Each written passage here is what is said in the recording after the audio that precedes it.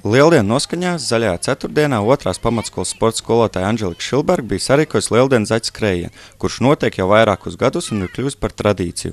Pasākums pulcēja 10 2. pamatskolas 1. līdz 4. klases skolniekus, kā arī speciālās A un B klases skolniekus. Šodien mums ir Lieldienu zaķu skrējiens. Un tāds notiek katru gadu? Gandrīz katru gadu, jā, un mēs taisām dažādās vietās. Pagājušajā gadā mums bija bērnu pilsētiņā.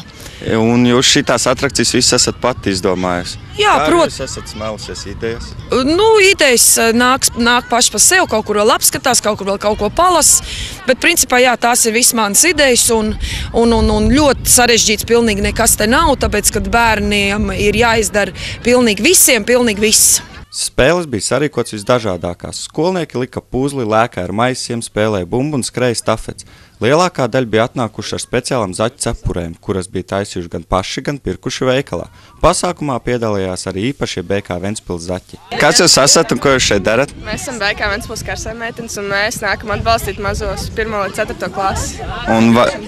Un bērni jūs klausa? Jā, viņiem ļoti patīk. Mēs pavadījām vingrošanu un visi bērni bija tādi priecīgi, ka mēs atnākuši, mums tā, patīk.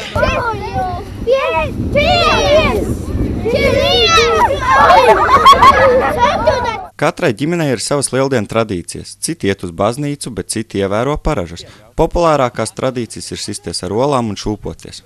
Mazliet pakrāsosim olas, mazliet ar olām pakausimies un baudīsim svaigu gaisu, ja būs labs laiks. Braukšu uz laukiem, krāsašos. Un varbūt vēl kāda tradīcija lieldienās, ko jūs darat? Nē. Nē? Nē. Visticamāk ar ģimeni. Krāsos molas. Vai arī zināt kāda cita tradīcija lieldienu? Šūpoties, lai nekost odi. Vai jau?